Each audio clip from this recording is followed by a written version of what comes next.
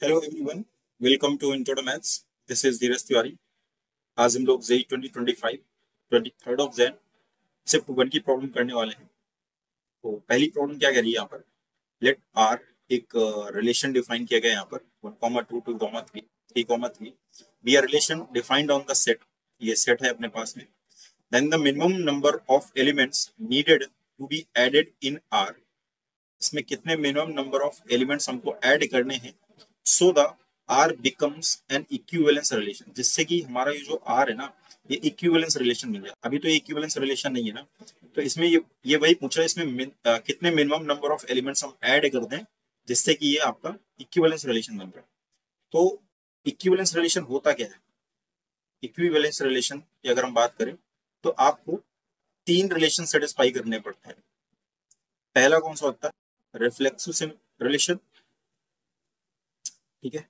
Second क्या होता है? सिमेट्रिक।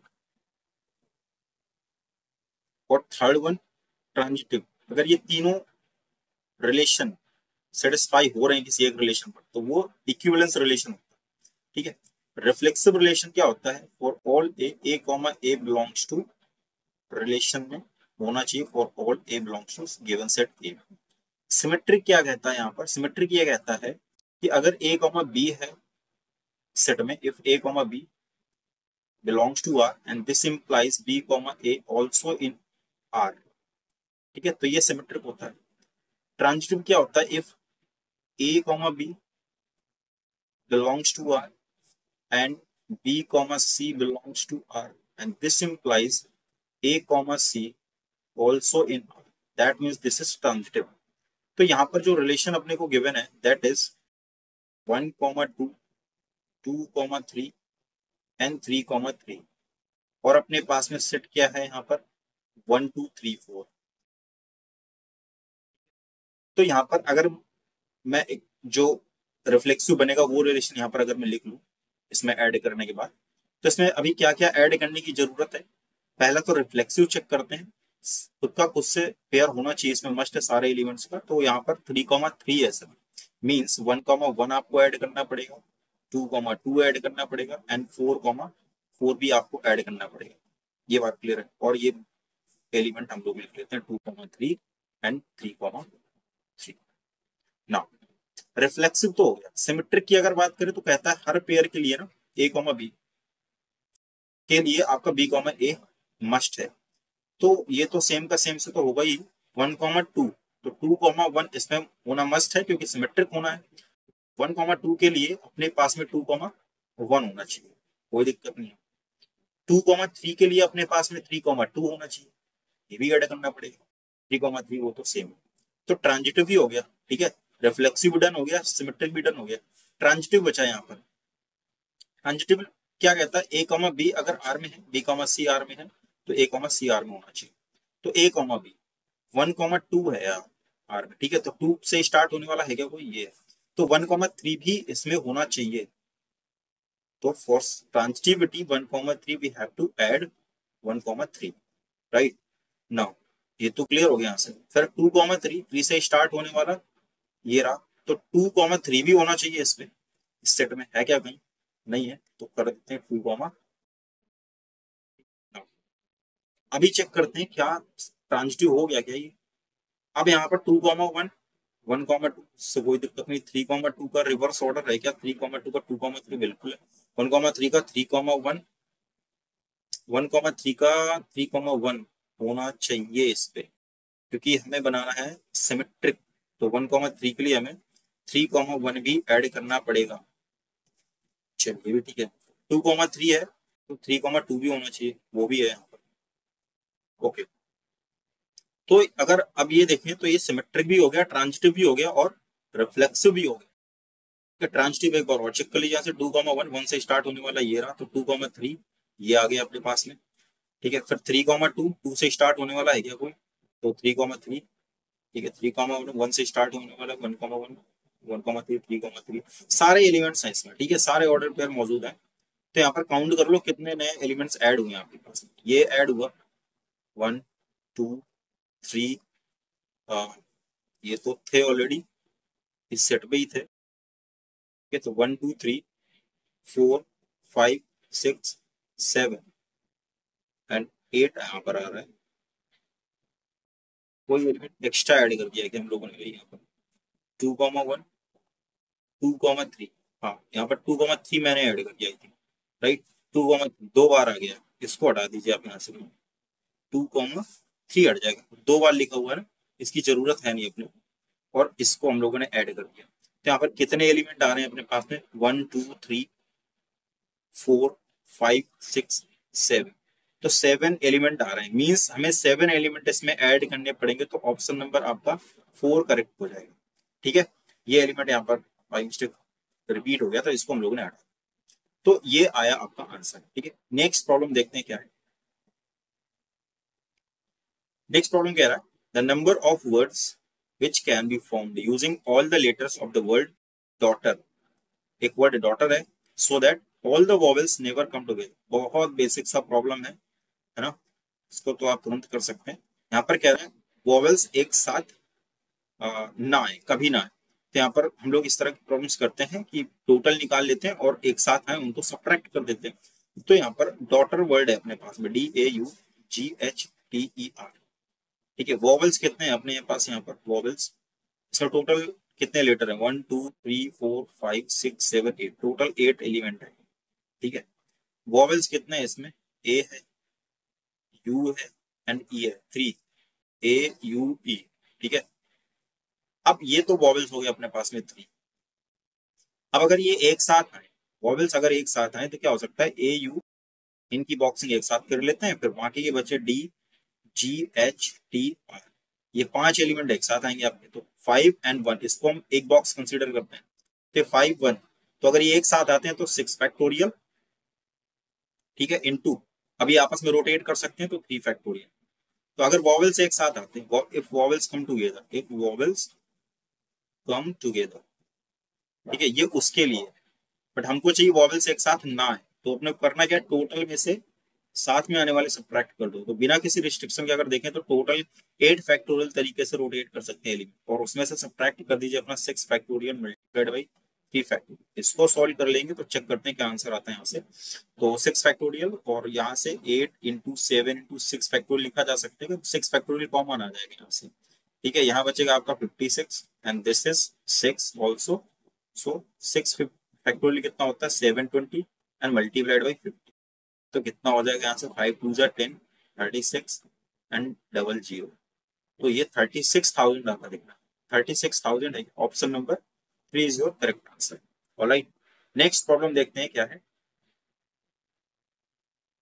ये क्वेश्चन कह रहा है let the area of a triangle PQR with vertices P5,4, Q-2,4 and RA,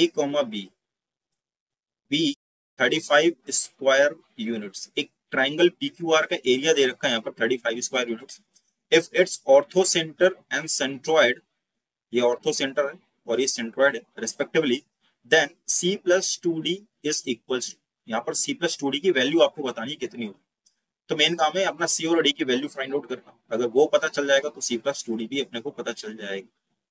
तो यहाँ पर ट्राइंगल जो दे रखा है उसको थोड़ा बना लेते हैं। पॉइंट्स P के कोऑर्डिनेट्स कितने हैं, 5,4, ठीक है, ये पॉइंट्स P है and this is points Q and Q is -2,4, alright. एक पॉइंट और है R and that is A, B, A, B, ठीक है। यहाँ पर हमसे बात की गई है कि इसके ऑर्थो सेंटर और सेंट्रॉइड और एरिया भी गिवन है, इसका एरिया कितना है, एरिया इज 35 स्क्वायर यूनिट, ठीक है, ये दे रखा है। अच्छा, ऑर्थो सेंटर दे रखा, ऑर्थो सेंटर क्या होता है, एल्टीट्यूड ड्रॉ करूं, वहां जाओ, उन वो पॉइंट जहां पर इनका इंटरसेक्शन मिलेगा वो कहलाता है इनका ऑर्थो सेंटर, तो मैंने यहाँ से ड्रॉ किया altitudes, so this is perpendicular, this is perpendicular, तो ये जो पॉइंट है अपने पास में ओ ऑर्थो सेंटर जिसको बोला उन्होंने, इसके कोऑर्डिनेट्स कितने हैं अपने पास में, दैट इज 2,14/5, ऑलराइट। नाउ और क्या दे रखा है, सेंट्रॉइड दे रखा है, ठीक है, सेंट्रॉइड है अपने पास में, सेंट्रॉइड के कोऑर्डिनेट्स हैं अपने पास में C, D। नाउ अब हमें इसको फाइंड आउट करना है किस तरह से क्या करेंगे, तो यहाँ पर अगर आप ध्यान से देखें तो आपने पॉइंट P से इस लाइन QR पर आपने परपेंडिकुलर ड्रॉ किया। तो ये जो QR है और सपोज मैं इसको M मान लेता हूं और इसको N कर देता हूं, तो ये जो PM है ये RQ के परपेंडिकुलर है। PM is perpendicular to RQ। ये बात क्लियर है।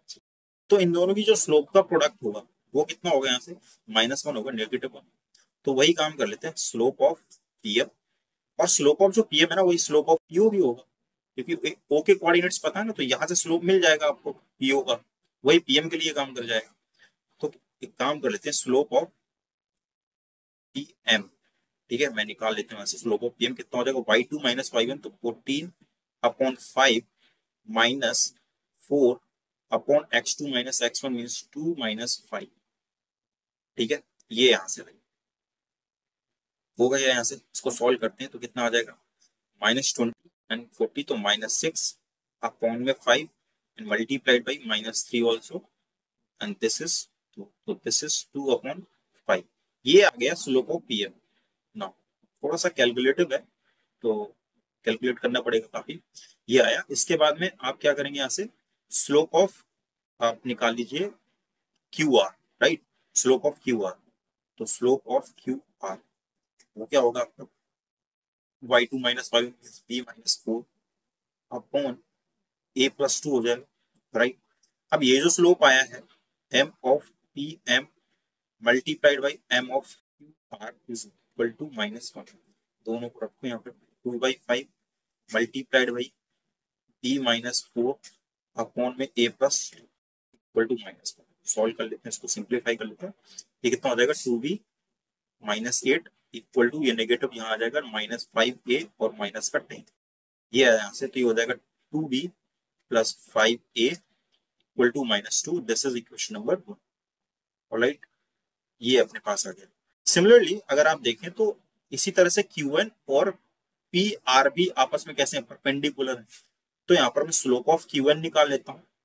स्लोप ऑफ QN वो कितना हो जाएगा, यहाँ से वही स्लोप ऑफ जो QO होगा वही आपका QN भी होगा, सेम काम वही, 14/5 -4 अपॉन 2 + 2 हो जाएगा, ठीक है। तो कितना हो जाएगा, -6 आया था ना, -6/5 and this is 4, 2 3 × 6 and 2 × 4, this is -3/10।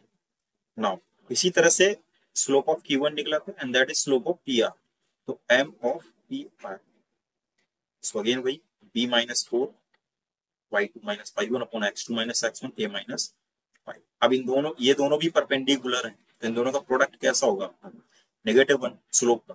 तो यहाँ से अगर मैं इन दोनों को प्रोडक्ट कराता हूँ, m of QN multiplied by m of PR is equal to -, तो मल्टीप्लाई कराएंगे तो हो जाएगा -3/10 मल्टीप्लाइड बाई b -4 अपॉन में a -5 इक्वल टू -1, ठीक है। इसको सॉल्व करते हैं तो मल्टीप्लाई कराएंगे तो -3b, ठीक है, और ये हो जाएगा प्लस का 12 इक्वल टू -10a और प्लस का 50। ये बात क्लियर है। इसको सॉल्व करते हैं तो 10a -3b इक्वल्स टू 50 - 12 कितना हो जाएगा, दैट इज 38। Question number 2। अपने पास में दो अननोन और दो ही इक्वेशन अपने पास में आ गई है, ठीक है। एक इक्वेशन ये रही, तो यहाँ पर कुछ कॉमन है, ये 5a है और ये 10a है, तो मैं इसको क्या करता हूँ, 2 से मल्टीप्लाई करा देता हूँ। 2 से जैसे ही मल्टीप्लाई कराऊंगा तो ये कितना हो जाएगा भाई, यहाँ से 4b और प्लस का 10a इक्वल टू माइनस का 4, क्लियर है। और सब्ट्रैक्ट कर देते हैं दो, तो यहाँ से मैं रखता हूँ 4b and this is plus 10a equal to -4। Subtract करते हैं, क्या आता है, यहाँ सब्ट्रैक्ट करेंगे तो ये तो कैंसिल आउट हो जाएगा, 10a से 10, ये हो जाएगा माइनस का 7b equal to that is 42, right. तो यहाँ से b की वैल्यू आ जाएगी -6। b की वैल्यू तो अपने पास में आ गई ना, a की वैल्यू भी मिल जाएगी, किसी भी इक्वेशन में रख दो यहाँ से। तो अपने पास में ये इक्वेशन थी ना यहाँ पर, इसमें अगर मैं रखूं, कहाँ गई ये, तो 10a एंड इसमें मैं b की वैल्यू रखूंगा तो ये प्लस का 18 हो जाएगा और उस तरफ जाएगा तो ये 20 बचाएगा, तो a की वैल्यू आ जाएगी यहाँ से 2, ठीक है। a मिल गया, ए और बी की वैल्यू मिल गई हमको। तो ए और बी की वैल्यू मिलने से क्या होगा, अब हम यहाँ पर सेंट्रॉइड निकालेंगे, क्योंकि सेंट्रॉइड सिग्मा डी दे रखा है। सेंट्रॉइड क्या होता है, x1 plus x2 plus x3, x coordinates को ऐड करके 3 से डिवाइड कर देते हैं और y कोऑर्डिनेट को y ऐड करके 3 से डिवाइड कर देते हैं। तो बेसिकली यहाँ पर करना क्या है आपको, आप यहाँ पर सी x1 plus x2 plus x3, तो x1 प्लस x2 सारे कोऑर्डिनेट्स देख लीजिए कितने हैं, x1 x2, तो यहाँ पर 5 -2 और a की वैल्यू अपने पास में आई थी 2, तो 5 -2 और +2, 5 -2 एंड +2 डिवाइडेड बाई 3, कितना आ जाएगा यहाँ से 5/3। सिमिलरली ऐसे d निकाल लेंगे, तो d के लिए सारे y कोऑर्डिनेट्स ऐड कर लीजिए, तो 4 + 4 और यहाँ से b की वैल्यू -6, तो 4 + 4 4 + 4 -6/3, कितना आ जाएगा यहाँ से, क्या आ जाएगा 8 - 6 2/3। तो यहाँ से हमसे वैल्यू पूछी गई थी c + 2d की, कितना आ जाएगा यहाँ से 5/3 + 2d मीन्स 2 2 4/3, दैट मीन्स 9/3। तो वैल्यू कितनी आ गई 3। तो c + 2d की वैल्यू कितनी आ गई अपने पास में 3 आ गई। तो यहाँ पर ऑप्शन में देखते हैं 3 है क्या कहीं, yes, option number 2 is your correct answer. तो यहाँ पर ऑप्शन नंबर क्या हो जाएगा आपका 3 करेक्ट हो जाएगा। ठीक है, मिलते हैं। तो आई होप कि ये तीनों प्रॉब्लम आपको समझ में आई होंगी। तो मिलते हैं नेक्स्ट लेक्चर में नेक्स्ट क्वेश्चन के साथ में, तब तक के लिए स्वस्थ रहिए, मस्त रहिए।